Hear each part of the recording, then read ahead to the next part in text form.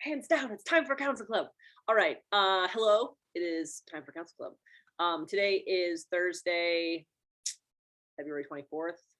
Unfortunately, just talking about how it is the beginning of World War III. It's not a joke. It's a sad reality. It's not a very happy day in general. A lot of bad shit going on at the state with just all sorts of stuff. Anyway, we're Council Club, so we're going to focus on the city council. Serenity now. Okay. Usually we do a recap, but there was not a recap since there was not a meeting on Tuesday due to President's Day, which for the record, oh, Gertie's part of, hello, Gertie. Scrap President's Day, make Election Day a federal holiday because it's a lot more important to like elect decent ones instead of remember the terrible ones. Anyway, I have been watching the state legislature all day and the Judiciary Committee listening to abortion ban testimony.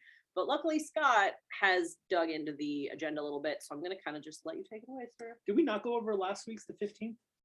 We didn't have Council Club last week because we were out of town. So we did not recap the 15th because we didn't have a Thursday meeting. So we could recap the 15th if we want to go 2 weeks back. Yeah. And I've been going through the journal, which is the minutes or the meeting minutes. And it basically records what the vote was and how many people or if anyone came to testify in opposition or proponents.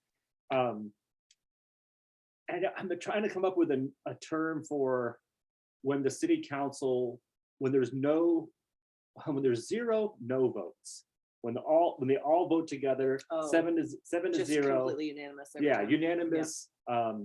I hate to call it a perfect session or a perfect meeting. Rubber stamp. Yeah, rubber stamp. So the reason I say it was instead of 7 to 0 because Melton was absent for like she walked out for a little while. Yeah. So 0 no votes. There was this one postponement of the liquor license for La Sierra. And I think Begley said, I'm going to come down and get a taco. And you're like, we don't serve tacos. We're an Italian restaurant. So that was the highlight for me. Yeah, it's pretty exciting. But in seriousness, the 300 bowl. bowl. Yeah, there we go. They bowled of 300. But in seriousness, the North Omaha, redevelopment, Forever North, and then the 24th, butchering it. We knew they were going to pass. Multimodal transportation housing strategy. Yeah. And so those two were if they weren't passed, I think they were. Yeah, they passed. They definitely did. They passed 7-0. Senator Ernie Chambers came and spoke, which is awesome. Always, but I kind of feel like it would have passed regardless. I know Manny Cook did a lot of work ahead of time. So yeah. It was good stuff. It was a lot of support from the community. And I mean, I just respect the heck out of Manny and what he does with Spark. And this was a really just like well thought out development plan. And their number one priority was anti-displacement, which I believe this is the first time that's actually been written into a policy specifically. You know, there's a lot of talk of it, but to actually have a policy and a plan, redevelopment plan adopted with that language specifically, I thought was a good step. Like some people brought up how there was I think they called it a North Omaha plan 10 years ago. There's been so many plans. That's my it seems problem. Like every so 10 years, they get a new plan. Like we're gonna bring North Omaha back. So yeah, we'll see. That was so that was last week, or I'm sorry, the 15th, and then this upcoming March 1st meeting. I can't believe it's almost March. I almost wish there was another way to like maybe make an NFT or bet a Bitcoin on it. That Bitcoin. I'm anticipating another. They're going to bowl another 300, meaning everything's going to pass 7-0. There might be some opposition, but it's going to we're going to pitch a perfect game. And so it kind of makes it easier for us council nerds to go through the agenda. I literally look at it just like nope. Before I was looking at all the attachments. I still look at some attachments, but so items 6 through 10 is planning. So with this new council, they have not opposed any planning agenda items since at least June. So in the last 7 months, every single planning item, every single rezone, replat, you name it, has passed. There was a little bit of opposition on the asphalt plant on Grover. I think that was 2 weeks ago. But I think I might have had 2 or 3 votes against. And so just going by the voting history, I'm going to go ahead and wager that all the planning items are going to pass 7-0. They usually do. And they're usually all out west anyway. And I feel like sprawl's a huge problem, but at this point it's too far down the line to get any of it stopped anyway. And there was some, I feel like the NIMBYs, like Keystone with that one black developer, those are the only ones I can remember that did not pass. But I think that was the previous the previous council right before the new ones got elected. And so sticking with I don't know what to call it, but just moving on to TIF. I did a little bit more research, going back in all the journals. So in the last 7 months, there have been 15 TIF projects totaling $62 million. And there's been 101 yes votes and 1 no vote. That was when Don Rowe opposed the Warhorse Casino TIF. So again, which of course still passed because 1 is just like cute. Yeah. And I know, like, specifically item number 12 for TIF is the 38th and Dodge. And there's definitely heavy opposition to that. But I just don't see them changing their minds. They are all huge TIF supporters. And so I feel like I'm not gonna say the goalpost, but as far as where any sort of culture change or culture shifts, it's not happening at city council. So the 30th and Dodge is going to be talked about. And there's a bunch of letters in opposition, but maybe you'll get 1 vote, maybe. I doubt even that. Like, it was funny, we were talking with Alex O'Hanlon, I believe is related to Mark Brennan. And she joked about how she's never gotten anything as close to even a 6-1 vote, like just even 1 vote opposed on the planning board would be like earth-shattering. So maybe we'll get 1 no vote. I seriously doubt it. Yeah, who would it be? Maybe Danny Begley, just because he's starting to get wise about, TIF doesn't make sense everywhere all the time. But especially now with the streetcar thing, which is obviously what they're going to utilize in order to, TIF will fund the streetcar. TIF will be around forever in Blackstone. But it'd be interesting to see if people are, I know you and I got, after the library vote, it sort of was dividing line or something. There's before the library and after the library. I kind of feel like it'd be interesting to see coming up on 30th and Dodge if there is still engagement, if people are still going to be screaming into the void. I'm sure Larry will still be there.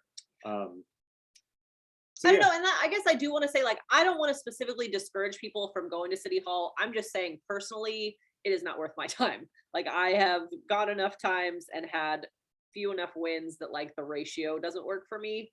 But I don't want to say never go to City Hall, it's completely worthless, because there have been some wins. It's just, I'm tired and sad, and so I'm not going. But if y'all have, ways of making a difference, please do them. Don't let me talk you out of anything. I've been hearing a lot from folks like, oh yeah, I saw your articles and we shouldn't go. And I'm like, I'm just not going. You can do whatever you want. I just don't know that I can feel happy and like reasonable telling people to show up when I feel like I've just seen for too many years how little it seems to make a difference. But and I have at the bottom of, I still think that elections are important. Yeah. And that's where we need to get the people in. And that's the point of Council Club to begin with, like, yes, it's to monitor what's going on at City Council, but it's really to make sure that we're having this conversation about how important the City Council is and how big of decisions they make on the regular with, at this point, too little public input making a difference. It's one thing to say, oh, we're listening to the public, and it's another to actually act on the input. They are not doing that part. So again, the goal of Council Club was to have these discussions year round, not just during election cycles, so that people are excited to vote for people they believe in, who will listen to them and act on the public input. Yes. Yeah, it could be a lot better with the right people in place. Right now, it doesn't feel good. And so, I mean, just kind of jumping around. So the other day, Sarah and I did an interview with MORE, which stands for, oh geez, I thought I had it. The Movement in Omaha for Racial Equity. There you go. Al Jamal Biden. Am I saying that right? Biden. Al Jamal Biden. He's been around for quite a while, and we kind of talked about. He said he used to go to school board meetings, and they wouldn't even listen to him at school board meetings, so he stopped going to all the meetings. I don't know where I was going with that, but basically find your own way to plug in, whether or not it is going to meetings or not. Like we're not giving up hope entirely. We're just changing our tactics a little bit. So I think everybody's got to figure out what makes sense for them. I'm not going to tell anyone to stop going. That's just, yeah. Personally, I'd rather, and I still do watch it. I mean, that was the other thing for the reader interview when Chris came over here to talk. He's like, "Are you listening to city council right now?" And I was like, "Yeah, I have a sickness. It is still Tuesday. I am still like, even though I'm not physically in the building, which does help me like not shake with rage as much. Yeah, we're still keeping tabs. Anyway, keep going." No, I don't. Moving on. So number 13 is liquor for La Sierra, where they do not sell tacos. That was the one that was postponed. I'm just like, thanks for catching that. I thought it was hilarious. Like he thought just because it was Spanish, it had a Spanish name that they sold tacos. Yeah, the fact that he's like, "I want to go down and get a taco," and she's like, "Yeah, we don't have tacos." Oh, Sierra's supposed to be. Oh, it's La Sierra means like it's Mexican. How funny. Yeah, he's just a special guy. And I feel like, I mean, going back to the La Sierra last week or 2 weeks ago, when Begley was like, "Have you talked to the neighborhood association?" She's just like, "I'm the president of the neighborhood association," or like it's kind of weird. She's just like, "Well, can we just postpone to like make it look like we're doing something here?" So it's like, okay, I'll see you in 2 weeks. So that's the postponement. That's coming back. And then number 18 is Bob and Willie's mini bowling. That right at the corner of Blackstone where the woman was run over. And will the streetcar be going on that street? That's Harlem or no Harley? Well, at this point, the engineering and design phase is for the next 2 years. So they don't have a totally nailed down corridor, but the maps we have seen will go up and down Farnham and Harney. So yes, hypothetically. And then, so the other day, we've been driving down where that woman was killed in Blackstone, and they got rid of the beg buttons. So that means you don't have to press to cross the signal, because I remember when Fox 42 was down there, they said they had cameras on people that did not press the beg buttons, and they did not get a walk signal. And so it was the opposite of a beg. It was like, if you don't beg, you're not crossing, or you're not going to be able to cross legally. That's that's why beg buttons are dumb. Going back to, so when Sarah, I don't know if you were just as mode shift or just on your own, was messaging with Public Works saying you need to do something now. And they're like, "Nope, can't do anything. Like maybe in like 10 years when we redo the streetscape, we might." In 2023. Yeah, but they kept pushing and saying, "No, we can't do anything. We can't do anything." Fast forward a couple of weeks, they did something. And I think they did a couple of things that you recommended, which is get rid of the beg buttons and changing the lighting. And And so I think it's kind of funny when they say they can't do anything and they do something. So and that's one of those cases where I had nothing to do with city council, but it was a lot of people that were demanding better, because it is in a lot of these cases life and death situations, and their unwillingness to act. I mean, they got really upset when I said the city has blood on their hands. And actually, I guess, I don't know if I should, I think we'll talk about it after we hit record. But anyway, moving right along. So back to the bowling alley. There's an attachment that says the permit for the outdoor area has not been obtained. I doubt that is going to cause any bit of. It just seems like that's a Jay Lund project. He's untouchable. Like he's one of the wealthy developers who just it'll get past no problem. So then on to consent agenda. Man, did you see the change? So whenever there's a change order, they have to number it. Change order number 1, number 2. Did you see it was change order number 10? I have not really looked at much of the agenda. Only reason I say is just because I had a brief conversation with Councilmember Palermo, and he looked me right in the eyes. He's like, "I fucking hate change orders," and I'm like, "Damn, dude!" I'm like, "You're passionate about change orders." Which project? Which project? The one on this week's agenda is number 28. I think it's oh man, Coming. Bayshore Contractors. But I think it's 15th and Coming, or around 10th and Coming. Go down a little bit. One more. Here we go. 10th and Coming, 10th to 15th. So it starts off with, they have, I think the 13th and Coming was the first part of the construction, and then they're adding 400 and a bunch of new work. like a couple more blocks. But they're also requesting 21 additional days to do the original work. And that's where, so I'm able to go back and look at the original quote, and the 187, they're asking for an additional 187,000. That puts them in second place. That makes them not the lowest bid. I don't think it's gonna Because matter. you know how they always say lowest and best, and it really just means like lowest. Yeah. Which a lot of times is not best, but they always just whatever the lowest one is. And sometimes after all these change orders, it ends up not being lowest, which should at some point maybe help them understand that like continuing to only always vote for the lowest isn't actually as efficient as they would like it to be. But we might get, I think Palermo might say something. So I think it's number 20. I think the one after that, so number 29, I think was the one that had change orders to the 10th. And I'm just, yeah, change order number 10. In the original ones now, they changed the language, so it doesn't say lowest and best. Now it just says best. Oh, interesting. And because there's two on the agenda right now that the lowest did not get selected. Oh, here, I'm gonna do a screen share again. Good catch, Mark. Thank you for pointing that out. Yeah, so the change order number 10 is because there was an accident. A crash. A crash. Well, they use the word accident. I know, but they're wrong. It's a crash. I know. But it was funny. I spent a few minutes going through the Omaha scanner and just typed in the word Hamilton to see if there's any kind of crashes. Harrison. Harrison, yeah. And there were so many crashes on Harrison, I couldn't figure out which one it was. I'm like, okay, narrow it down. So maybe that's why there's 10 change orders. I feel like we just we just saw one recently where a person drove into wet cement. Oh yeah. And I was like, okay, how much does driving into wet cement? How much does a panel cost? Yeah. I remember it happened on here on Saddle Creek once. Mhm. Or I'm sorry, radio. Yeah, and I don't think it's 100,000, but I also wonder who has to pay for that. Anyways. They caught the car stuck in the concrete. Yeah. So go back to my notes. We are on number 28. Yeah. I basically can go through the entire consent agenda, and I think there'll be zero discussion. It'll be voted 7-0. Yeah. Maybe Palermo might wring his hands over the He'll talk shit about public works, hopefully. Yeah, the change order. But then number 37 and 51, I think we're still in the consent agenda. Yeah. 37 and 51. 37 was that the shooting range? Yeah. Or no, it's a for the clay targets. The clay targets, which is it's fine. I'm sure they probably. I've never been to a shooting range, but I'm sure. It's just wild to me. This says $202,000 for things to shoot.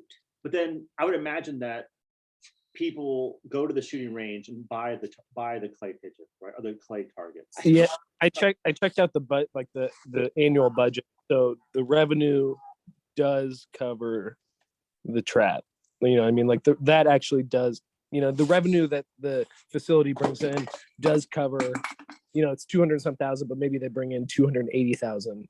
Yeah, people. You know, so there's things to shoot. They're selling the clay targets. Yeah, they're selling the experience. Yeah. And the only reason I brought it up was so go back to the notes, please. Number 37, 200,000 for clay targets, and then fast forward to number 51 is 41,000 for pepper balls. And the only reason I kind of just the pepper balls specifically, I thought David Carney, I might message to him just because I feel like he knows people that were injured by pepper balls when they got kettled.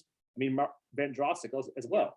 There was a video of him getting shot with pepper balls. I just think it'd be funny if anyone wants to talk about their experience with pepper balls. Yeah, item 51 is your opportunity. I can guarantee it's going to pass 7-0, but you can at least get a little dig in. Yeah. But then it also reminded me, so again, we're almost at $250,000 for gun stuff on this one agenda this week alone. And I don't know if you guys in the news, there's been, what was it? 3 people were shot in the last within like 10 hours, a couple nights ago. So there's and the police are talking about how we're going to up the patrols in these areas. And has anyone ever seen anything on the agenda that's for anti-gun? Or, I mean, I guess you can't be against the Second Amendment. I don't expect them to repeal the Second Amendment at City Council.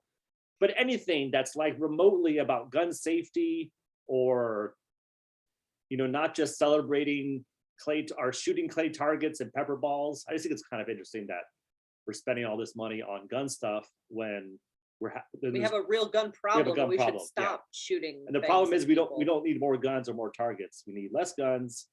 And more resources for people so that Yes. they have what they need, so that they are not out shooting people to try to get the things that they need when society does not have safety nets that actually support them. I have a question. Where is that money for the pepper ball launchers coming from? The police fund, it's probably part of the, you know, because the general fund, or you know, from the it's about a third of our overall city budget goes to the police. So this is probably a line item within their budget. Wow. The finance department of the city of Omaha is authorized to pay $13,000 for the pepper ball products from the general fund. Then they have a training academy fund, and then a specific gun. I am going to screen share because this is like wild how many different. Yeah, they're pulling like 13 from here, 4,000 from here, training supplies. Yeah. This account from ammunition, this account from the general fund, this training account. So that's a good question, actually, Noemi, because it's not just from the, you know, one line item. They have to piece it together from a few different accounts. It looks like. It'd be nice if we just had more training. Well, not even more training. I don't want more training for cops. I actually just want fewer cops and more resources for the community, because we have more money for police than we have ever had. And we also have more crime than we have ever had. So at some point, hopefully, not with the current administration, we'll realize that it's like actually not. Same old, same old. That's why I get sick of talking about it. It's like a lot of same shit, different day. I think and speaking of, this is sort of police related.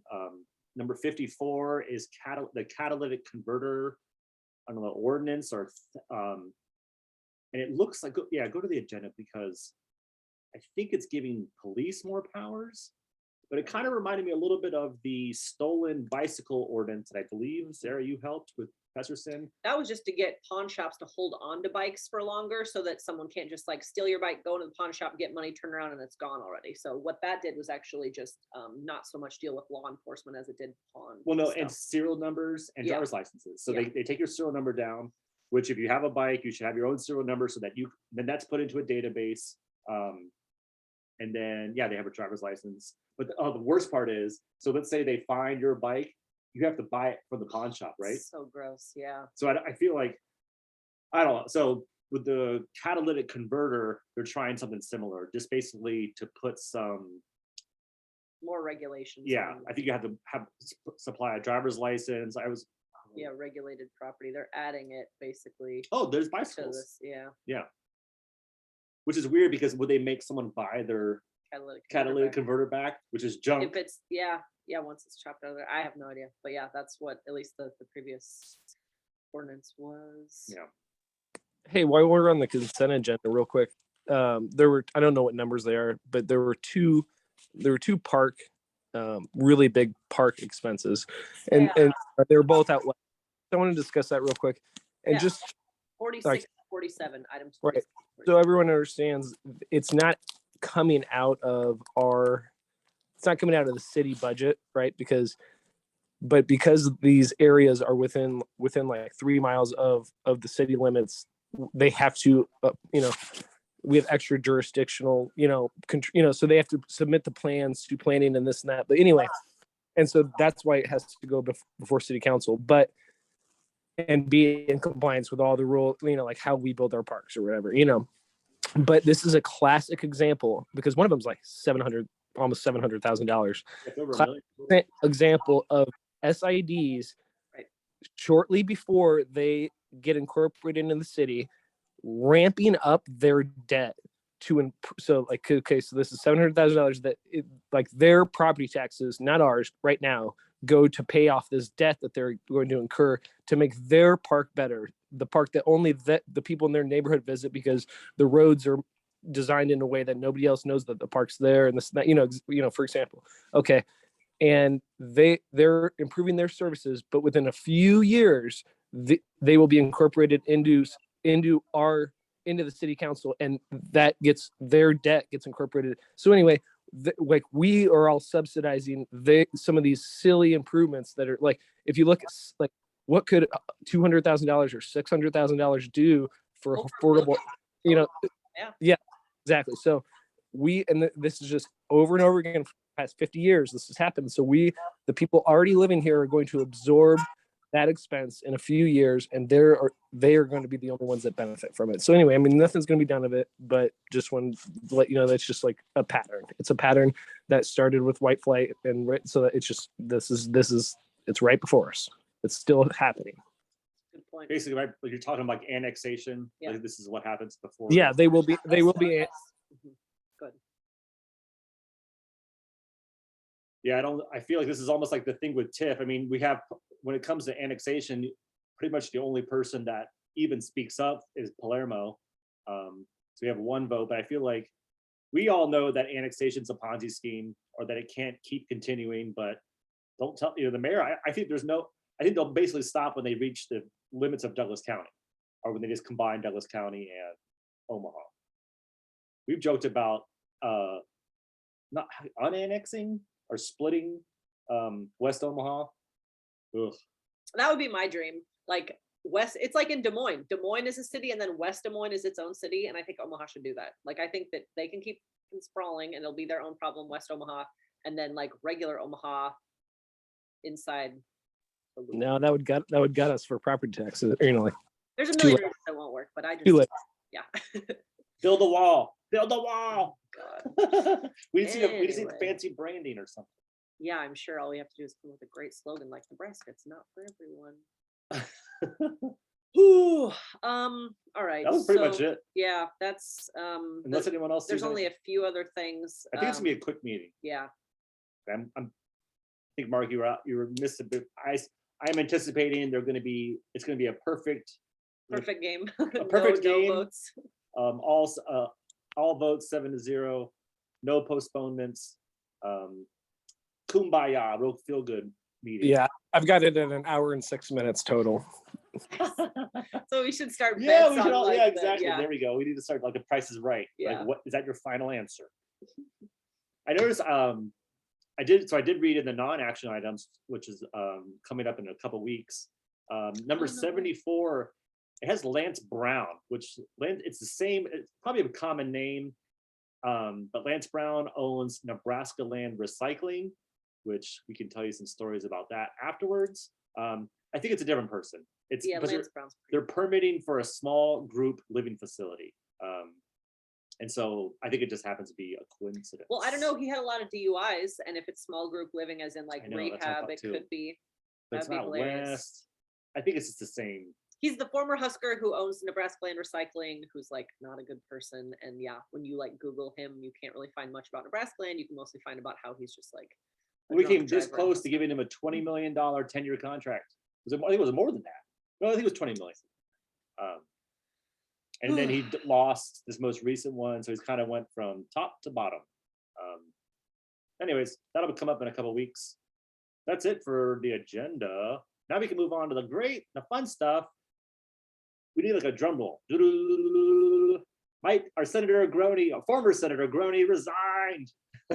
Which is like mildly exciting for 5 minutes, but then he just got replaced by like probably an equally terrible person. So at least he's not running for, he was going to run for regents. Yeah, for regents. He's like, I'm just out of politics. Yeah. So that was, I guess, Tuesday. We've been watching a lot of Nebraska Legislator. They basically spent the whole morning, 4-hour session in the morning talking about how they needed to have reforms down there. Oh, I hope something comes from it, but I'm so pessimistic lately. Didn't Grown say something about that he was just like gonna contemplate his existence for the rest of his day, like something like weirdly eternity? He's gonna contemplate eternity.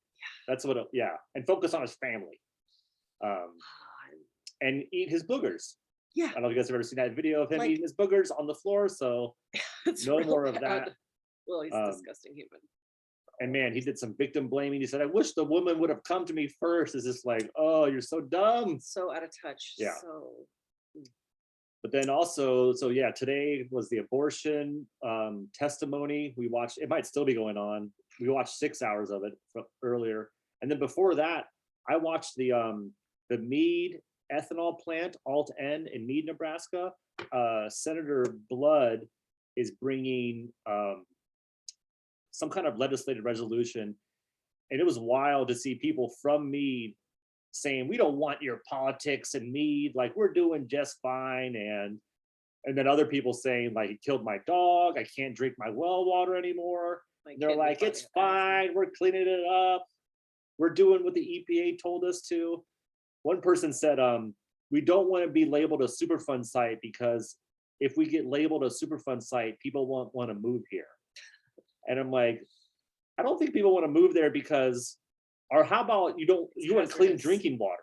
Like it's all about labels. Like we just don't want to be called a Superfund site. Like we can do it without being that. So, and then also the ERA2, the rental assistance, there was a bunch, I guess that was maybe a week or two, or I guess a week ago. I have a real hard time with knowing what time is these days, but I don't think Ricketts, I don't think you can pressure Ricketts to do whatever he wants or doesn't want. But I did notice that Douglas County applied. I'm pretty sure that was because Dr. Aaron asked, I think she just asked or pointed out to the clerk, Dan Esch. It was on Twitter. He's like, oh, we haven't applied yet? Okay. And then a couple days later, like, we applied. And so at least Douglas County can apply for the ERA, the rental assistance. Regardless of whether or not the state does. Yeah. And then speaking, well, yeah, I know that Dr. Aaron, speaking of Dr. Aaron, she is running for her Metro board seat again. So Metro Community College has a board. She's actually our representative. We're in her district. Last time I looked at who's running for elected offices, she had not filed. So she filed on the last day. And someone's actually running against her, which I think is kind of funny. Well, and I know at one point she said she was not going to run because she was trying to find like a person of color to run for the seat. So I don't know. I think it is a person of color that's running. So Yeah. maybe she might drop see. out. We'll Yeah. see. But then I went back and looked at what are the important races coming up. So the primary is May 10th. It's still a couple months away. It'll be here before we know it. But the deadline to file is March 1st. So that's next week. Yeah. Tuesday. And so the Douglas County District Court, Crystal Rhodes, is running against Pamela Cardenas. That's going to be in the Democratic primaries. That's going to be one to watch. The Douglas County Assessor, Register of Deeds, the Diane Badiato, she is not running. Or she's the incumbent, not running for your election. There are 3 Republicans, so we don't get a vote in that one. So unless you're a Republican, you will not get a vote in that primary. Douglas County Sheriff, there are 2 Democrats running. I think did Wayne Hudson? I forget who. Oh yeah, I forget. Someone retired. Whoever the sheriff was retired. So Wayne Hudson, he actually might be the incumbent, and Greg Gonzalez, 2 Democrats, and then Omaha Public School District 2, which is it's kind of like North Bemis Park area. District 2. I'm sure we know some people that live out there. Mark Snow is the incumbent. He was saying he was not going to run for re-election, and then he filed on the very last day. So he's running against Brianna Fool, Melvin Muhammad, and Charnel Shelton. Thank you. We're friends with Brianna, or I should say we know Brianna Fool. We support her. She's young and having to run against an incumbent. So if you live in District 2, maybe you could show some support for Brianna. And then I just noticed that John McAllister, so he's term limited in the legislature, but he's running for MUD District 6, which is Sarah's parents. Oh. So your parents get a vote for. We always help them know. For John McAllister, yeah. Cute. Okay. And then the last time we spoke was I talked about the Millard Board of Education. I noticed that, Mike Kennedy, who's the president of the Omaha Library Board, Public Library Board, he's been on the Millard Board of Education for a little while. But I think there's only maybe 6 candidates that are running, and it says if there's less than 7, it won't even be on the primary. So I think that General only. they're just going to go straight to the general. But we do know Lisa, I can't say her last name. Schoenberger. Lisa Schoenberger is also running, so that's one we want to support. And that's all I have on my notes. What else does everybody else So, have yeah. to say? I know the OPS tonight is talking about whether or not to extend their mask mandate or not. I was thinking about going and talking, and then I was like, but See, I don't want to discourage the youth like you know what I mean, because if you feel inclined to go, just never let Sarah Johnson's silly words echo in your head and talk about it. Do what you want to do. If you feel compelled to go, go. Also, I'm happy to see your face here. But no, I'm just tired and sad. But Yeah. I really hope that's going forward. So They declined to extend, like it's optional now. They declined to extend the mask mandate. yes, I'm That I- dropping that out of I- high school. Hearts. Everything is gross and weird everywhere. I just feel like it's a really hard time to be alive and like an empath, especially you just like feel all of the things. It just all feels bad. But okay.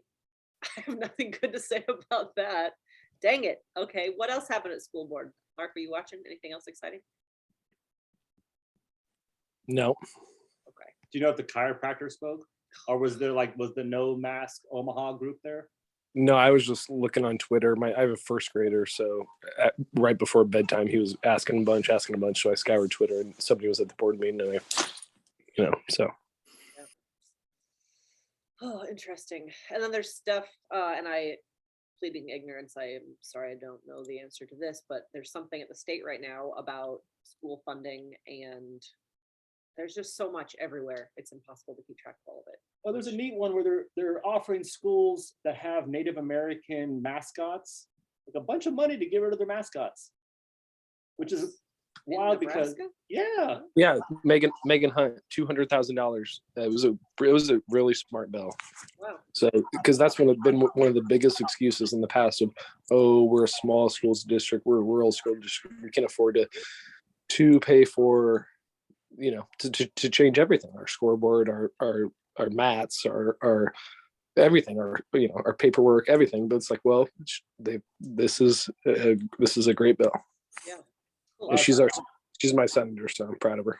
Yeah. Same. Yeah, the money would go to for all that, not just to like line their Sweeten pockets. the deal. Yeah, it would actually be to But to replace actually, their stuff. Cool. That's good. Tangible. Good.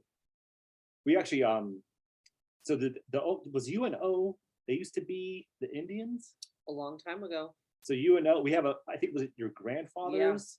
We have an old notebook. UNO notepad or folder or something like that. This old notebook, yeah. And it's it's pretty bad.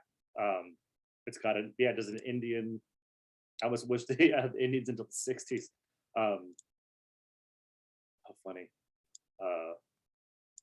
Yeah, they should have held out. They could have gotten 200,000. I feel like it's good that they didn't. Yeah. Mavericks is just fine. Ooh. Yeah, sorry. This is just as per usual, not a terribly uplifting conversation. Anybody else want to say anything else, or we can hit stop recording and talk more freely? Did you want to tell you sort of presented alongside? You presented at a class, and the Chamber of Commerce was also there. Yeah, about the streetcar. The streetcar, and so they're pushing that full steam ahead. Yeah. And I kind of think it's the whole streetcar. What do we call this? It needs to be a name. The stars aligned. The Holy Trinity: streetcar, the library, Mutual of Omaha, Heritage Services. Am I forgetting any of the stars? But yeah, I kind of feel like it's already a done deal. And I did find out, and I maybe, like most of us, I feel like are on Twitter, and maybe you saw this, but when the announcement was made by Stothert and the CEO of Mutual, he did say on public record, like to the media, that the move was not contingent upon the streetcar. Then someone who works for Mutual of Omaha said no. He absolutely said to the group, like on some, I don't know, team call or some shit, that yeah, it absolutely is dependent on the streetcar. So surprising no one. It's full of lies and misinformation.